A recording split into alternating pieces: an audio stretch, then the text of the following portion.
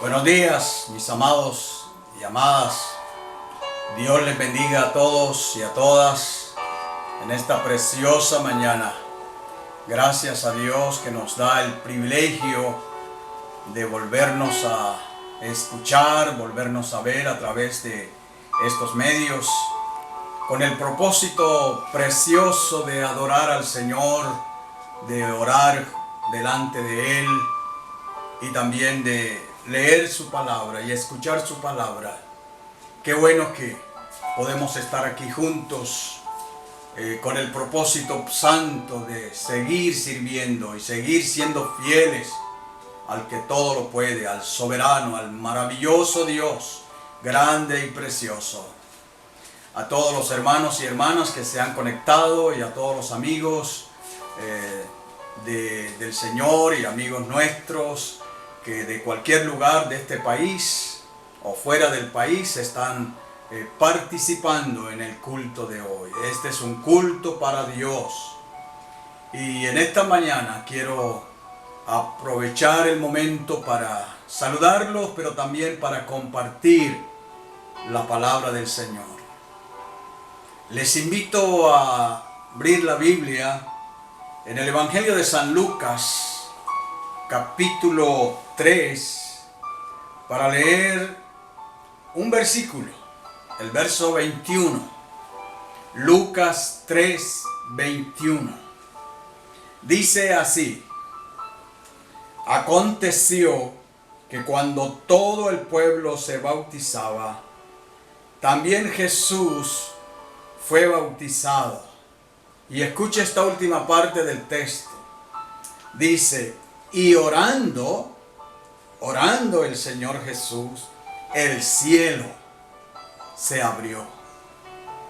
Esa frase es muy importante y es una frase de la palabra del Señor. Y quiero compartir contigo en esta mañana este sermón titulado así: lo que abre el cielo, basado en la oración del Señor Jesús. En el texto que dice que cuando Jesús oró, el cielo se abrió. Hoy se va a abrir el cielo en tu casa. Hoy se está abriendo el cielo en mi casa. Hoy se está abriendo el cielo en tu vida. Hoy se abrirá el cielo porque hemos orado y estamos orando para que se haga la voluntad del Señor. Por eso en esta hora quiero que juntos, por unos minutos, abordemos el tema pensando en lo que Jesús hizo. Leyendo la genealogía de Jesús, aquí en el libro de Lucas, uno encuentra que Jesús viene del linaje de Adán, desde Adán. Y en el último texto del capítulo 3, capítulo 2 y 3, habla de que Jesús viene desde Hijo de Dios y pasa por todas esas generaciones como Noé, Abraham, David y todos esos. Llega al final cuando dice que es hijo de José, que viene del linaje de Natán, hijo de David, hijo de Isaí. Lo que quiere decir que el Señor Jesucristo viene de ese linaje real, de ese linaje prometido, del linaje del Mesías prometido. Y por eso es la persona indicada y es el ser precioso que el Señor envió para salvar al mundo, para salvarte a ti y para salvarme a mí. El cielo se abrió cuando Jesús oró. Tú también tienes unas bonitas experiencias cuando oras al Señor y el cielo se abre a favor tuyo, a favor de tu familia, a favor de tu negocio, a favor de tu pueblo, de tu país, a favor de muchas cosas. Cuando uno ora, el cielo se abre. En el caso de Jesús, el cielo se abrió para que se escuchara una voz desde el cielo que decía: este es mi Hijo amado, en el cual tengo complacencia. Pero también el cielo se abrió para que en forma de paloma el Espíritu Santo viniera. porque era el tiempo cuando la gente buscaba a Juan el Bautista para ser bautizados, para arrepentirse de sus pecados. Y en ese tiempo Jesús aprovechó para ir también y ser bautizado, para empezar su ministerio. Y qué bueno que nosotros podemos pensar en este tiempo en la palabra del Señor. Y aquí puedo encontrar varias cosas. Número uno, que Jesús en su tiempo, la vida del pueblo, la vida de la gente, la vida de la comunidad religiosa y política y social de su entorno, todo giraba alrededor del templo, alrededor de las sinagogas. Y esos templos y esas sinagogas tenían sus líderes, sus sacerdotes, sus principales líderes religiosos. Uno puede encontrar en la historia que eran los fariseos, los saduceos, los escribas, los herodianos, que eran las personas que tenían a bien o que estaban indicados para liderar la vida cristiana, la vida religiosa del pueblo en el tiempo de Jesús. Pero también es importante que podamos leer un texto en el Evangelio de Lucas, en el capítulo 3, el verso 31, que dice el verso 31 que Jesús venía del linaje de Natán, que era hijo de la descendencia de David. Y por eso era el Mesías indicado, por eso era el Mesías prometido, por eso él venía para ser parte de esa promesa divina de salvar al mundo.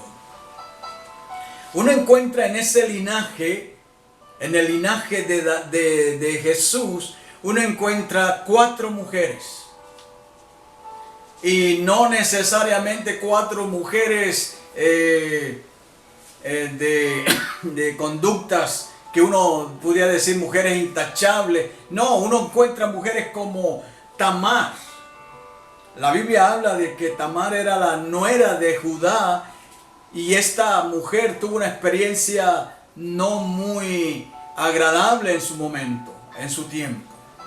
Pero también uno encuentra en la historia de la descendencia de Jesús a una mujer llamada Rahab. Rahab, que la Biblia, la gente y los historiadores, la misma Biblia habla de que Rahab era conocida como la ramera o la prostituta de Jericó. Y por esa línea pasó la descendencia de Jesús. Una tercera mujer que habla la Biblia, que era del linaje también, por ahí, pasando por el linaje de Jesús, era Ruth, una moabita. Y por ser moabita estaba excluida del pueblo de Israel. Porque eso es lo que enseña la Biblia en el libro de Deuteronomio, que los moabitas fueron destituidos de ser parte del pueblo de Israel. Pero Ruth, una moabita, también hizo parte de la historia de la genealogía de Jesús. Pero también hay otra mujer llamada Betsabé, que la Biblia habla de que fue la mujer de Urías. La mujer de Urías. Y por ser la mujer de Urías, ustedes saben que David estuvo con ella y de ahí vino esa descendencia y de ahí vino Jesús. El antepasado genealógico de la vida de Jesús pasó por estas mujeres. Estas mujeres como Tamar, Rahab, Ruth, Betsabé, que la gente pudiera decir, bueno, entonces estas mujeres, sus testimonios pues no concuerdan mucho con la vida santa y gloriosa de Jesús. Porque cuando hablan de María, pues se habla de la Inmaculada Virgen María. Pero es que por la línea de José, el linaje de Jesús viene teniendo en cuenta mujeres con testimonios en su momento difíciles de comprender, pero que Dios usó para bendecir al mundo, para bendecir la gente, para salvar la humanidad. Por eso tenemos que tener claro en este tiempo que yo no sé cuál es tu pasado, cómo fue un momento difícil en tu vida pecaminosa, en tu vida vergonzosa, yo no sé. Pero si Jesús, la sangre de Jesús pasó por tu vida, ese pasado ya no cuenta. Porque el Señor dice que Él perdona todos nuestros pecados y nos lava y nos limpia con su sangre y nos hace nuevas criaturas. También uno puede encontrar que por la línea de María, por la línea de José, ya uno sabe por dónde pasó para venir Jesús. Pero también por la línea de María uno puede encontrar a través de Natán, a través de José, que fueron descendientes de Salomón. Pero José, que no era el padre biológico de Jesús, pero podemos nosotros entender que José legalizó su matrimonio con María, y por eso fue su padre reconocido, porque él legalizó. Y dice la palabra del Señor que cuando habla de José, no dice que José engendró, sino que José era el marido de María. Por eso uno entiende. En el tiempo de José y María, cuando José se da cuenta que María estaba embarazada, pero que él no había estado con ella, José tenía la opción de decirle a la gente: vamos a matarla, porque esa era como que la costumbre, la ley, era lo que la ley decía, que había que tirarle piedra hasta que muriera la persona. O sea que en manos de José estaba que María muriera. O era la piedra o era el divorcio. Alguna de las dos cosas estaba en manos de José. Pero recuerden ustedes que han leído la Biblia, que el ángel le dijo a José que no era tal cosa de deslealtad, de infidelidad de María, sino que era por asunto del Espíritu Santo. Y por eso él, como José amaba a María, él aceptó la voluntad de Dios. Y no se decidió ni por la piedra, ni por el divorcio, ni por ninguna otra cosa, sino que la aceptó. Inclusive se desposó con ella, se casó con ella y asumió la responsabilidad de ser padre de su hijo, de Jesús, aunque no era su hijo biológico, pero él aceptó que ese hijo, que ese niño, que ese Jesús era una promesa para salvar la humanidad. Por eso Dios preparó todas estas cosas. Jesús entonces no fue un hijo ilegítimo. Cualquiera pudiera decir: no, pero entonces Jesús no fue legítimo. Sí fue legítimo, porque José legalizó ante el Estado, ante las leyes, su matrimonio con María. Y María no fue infiel. María no fue infiel a José. María fue fiel a Dios. María fue fiel al aceptar la voluntad del Señor en su vida. Por eso nosotros podemos decir que en este tiempo nuestra vida debe estar indicada y guiada a ser fieles al Señor. Por eso nosotros necesitamos reconocer también que Jesús vino para salvar al mundo. María, como mujer pecadora, también necesitó a Jesús, reconocerlo. Mire que hay un versículo aquí en el Evangelio de Lucas, en el capítulo 1, el verso 47. Lucas 1:47 dice: y mi espíritu, hablando María, mi espíritu se regocija en Dios, mi Salvador. Esta palabra la dijo María. Mi espíritu se regocija en mi Salvador. Hay mucha gente que no cree que María necesitó a Jesús como su Salvador. Pero la Biblia lo dice. La Biblia habla de que María tuvo que reconocer a Jesús como su Salvador. Porque María era una mujer pecadora como cualquier ser humano. Cuando nacemos bajo la contaminación del pecado. Todo, por cuanto todos pecaron, todos están destituidos de la gloria de Dios, incluyendo a María. Por eso ella necesitó reconocer en su vida a Jesús como su Salvador. Porque ese Jesús Salvador venía en la promesa desde Abraham.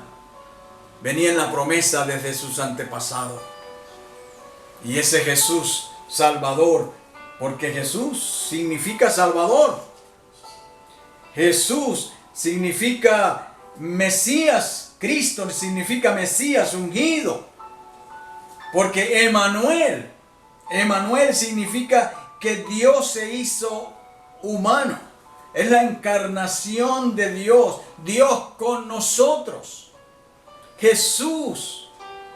Es por eso que la palabra del Señor lo declara. En Isaías, en el capítulo 7, el profeta cuando dice que ese niño que nacería sería llamado Emmanuel, Dios con nosotros. Pero ustedes se dan cuenta que cuando Jesús nació nadie lo llamó Emmanuel. El profeta lo había dicho que sería Emmanuel, pero cuando él nació nadie lo llama Emmanuel. Y Emmanuel no es un vocablo común dentro del cristianismo, porque Emmanuel fue la encarnación, fue que Jesús se hizo hombre. Pero lo que importó para la humanidad no fue Emmanuel, sino Jesús o el Cristo, que quiere decir el Salvador del mundo. Porque a nosotros nos interesa es la salvación, salvar nuestra alma para vivir por la eternidad en gloria con nuestro Señor. Salvarnos de la condenación eterna. En el Nuevo Testamento usted no va a encontrar que a Jesús se le llame Emmanuel, pero sí se le llama el Salvador, sí se le llama el Cristo, sí se le llama el ungido, sí se le llama el Jesús, el soberano, el Rey, el soberano, el que tiene el poder para salvar la humanidad. Por eso nosotros estamos llamados, hermanos queridos, a seguir reconociendo en este tiempo, hoy más que nunca, reconocer que Jesucristo es el Salvador del mundo. Que Jesucristo viene de una genealogía desde sus antepasados en el Antiguo Testamento. Y pasó por todos esos escollos, pasó por su sangre, pasó por todas esas personas, unas del pueblo de Israel, otras que no eran del pueblo de Israel, unas por personas con testimonios que uno pudiera decir que no eran los mejores, pero Jesús pasó y pasó de generación en generación hasta que Él se hizo Emmanuel, hasta que Él se encarnó en una mujer, hasta que el Espíritu Santo hizo sombra sobre María, y ahí vino el engendro, y ahí nació Jesús para salvar al mundo.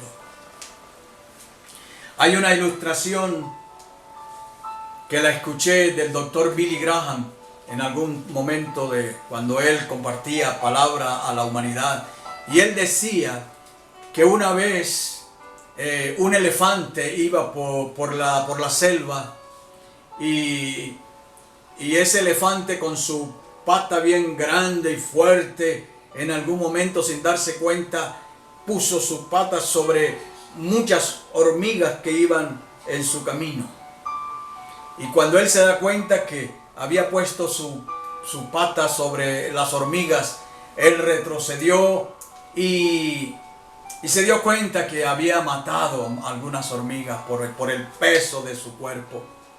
Pero también se dio cuenta que algunas no habían muerto, pero quedaron con las patitas quebradas, quedaron ahí todas heridas. Y entonces él dijo, ay, qué pena con estas hormiguitas. Y entonces con las dos patas de él o con las dos manos de él trató de ayudar a esas hormigas. Pero en vez de ayudarlas, lo que hacía era perjudicarlas más. Entonces la ilustración dice que el elefante decidió, para poder ayudar a las hormigas, convertirse en hormiga. Y eso fue lo que Jesús hizo con la humanidad. Jesús el grande, el poderoso, el soberano, que ningún ser humano resiste su presencia. Y como divino y como grande y majestuoso, podía ayudarnos, pero el hombre no era capaz de resistir su presencia. Entonces por eso Jesús se hizo hombre, para ayudar al hombre, para salvar al hombre, para edificar la vida del hombre. Y por eso tú y yo hemos recibido a Jesucristo en nuestro corazón. Y la ayuda más grande que el Señor nos ha dado es que nos ha perdonado nuestros pecados, nos ha lavado con su sangre, nos ha limpiado de toda inmundicia y ahora somos hijos de Dios, ahora somos santos, pueblo santo, pueblo escogido de Dios para su honra y para su gloria. Aleluya, alabado sea el nombre de Jesús, porque Jesús, Emmanuel, se encarnó, se hizo hombre para salvarnos, para darte vida a ti y para darme vida a mí, pero de la vida que no se acaba, de la vida grande, de la vida en abundancia, la vida eterna. Este mundo es pasajero y esta vida es pasajera, la vida humana, pero la vida eterna, es para siempre. Y ahí es donde Dios quiere que tú comprendas y yo comprenda que esa vida debe estar enmarcada en la palabra de Dios, en la obediencia al Señor, siendo oidores, hacedores de sus promesas. Y así como Él había prometido que vendría, y por eso el domingo pasado, recuerdan cuando Ana y Simeón y estos ancianos estaban esperando esa venida. Hoy nosotros también reconocemos que Jesucristo está a punto de volver por su iglesia. Pero su iglesia debe estar preparada, debe estar edificada sobre la roca. Su iglesia debe estar esperándolo. Su iglesia debe estar reconociendo que no hay otro camino, que el único camino es el Señor, es el dador de la vida. Mis amados, qué bueno que hemos tenido tiempo para reflexionar y pensar en ese Jesús. En ese Jesús que tiene las dos naturalezas, que tuvo las dos naturalezas, que fue Dios, pero que también fue hombre.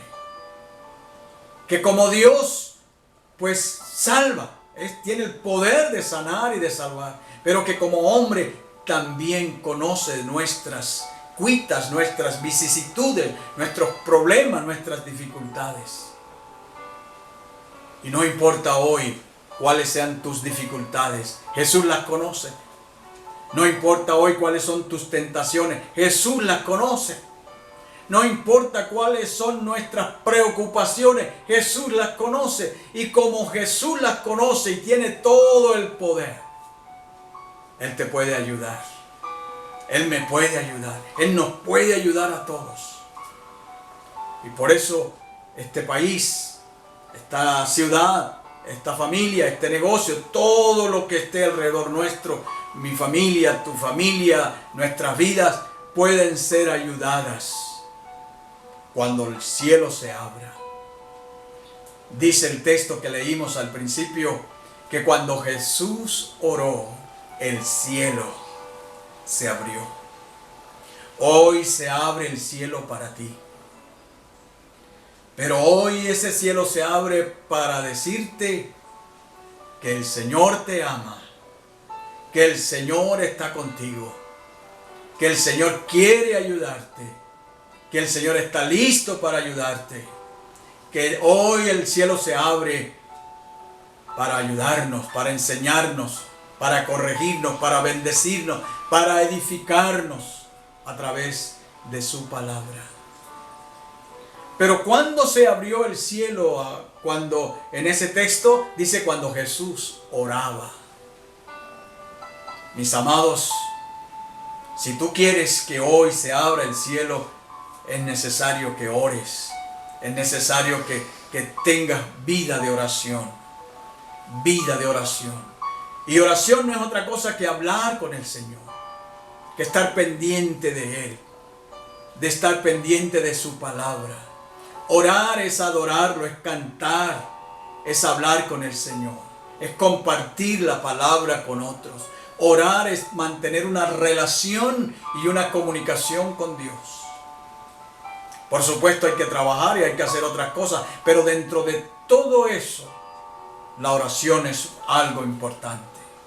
Por eso te invito a que sigas orando, que sigas clamando, que sigas intercediendo, que sigas leyendo la palabra, que sigas haciendo las vigilias, que sigas buscando del Señor, porque de esa manera las puertas del cielo se abren para ti, se abren para tu familia, se abren para lo que viene, se abren para el futuro, para el presente y el futuro, tuyo y mío.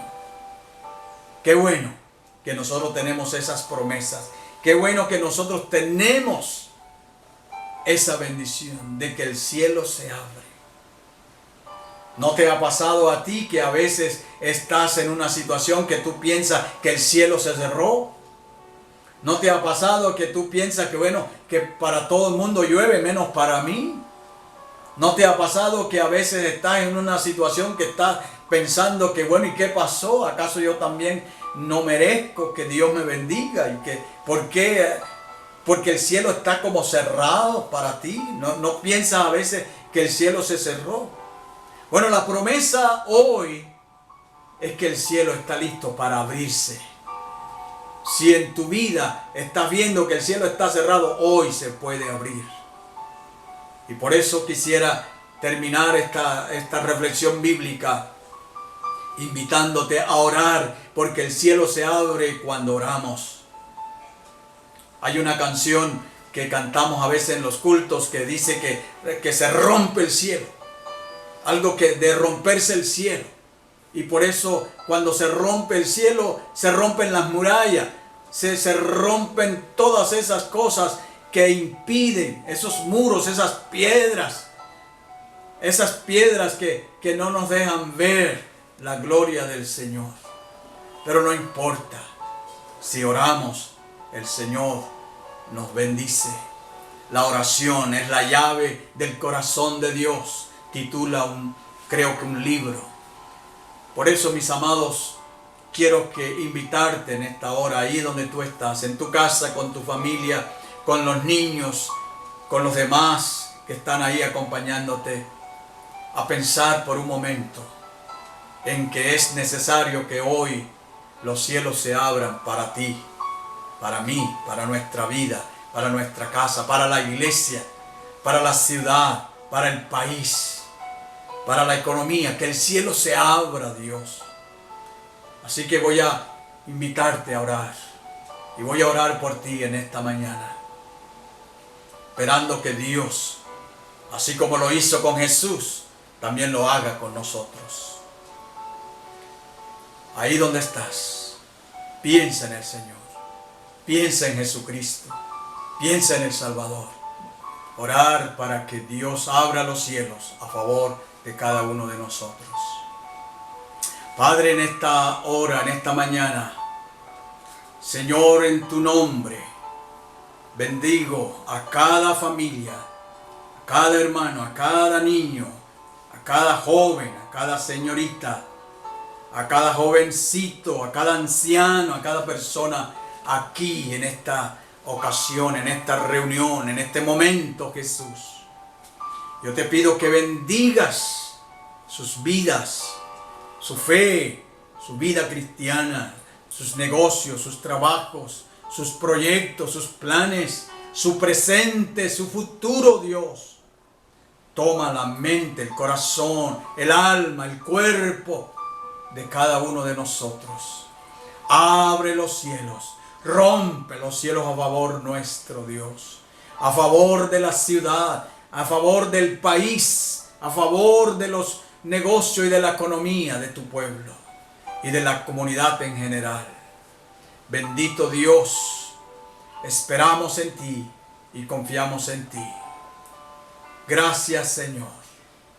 Te lo pedimos en el nombre glorioso de nuestro Señor Jesucristo. Aleluya. Amén y amén. Mis amados, Dios les bendiga, Dios les guarde. Les habló el pastor Andrés, y que la gracia del Señor Jesucristo sea sobre todos nosotros, hoy y siempre. Amén. Hasta pronto.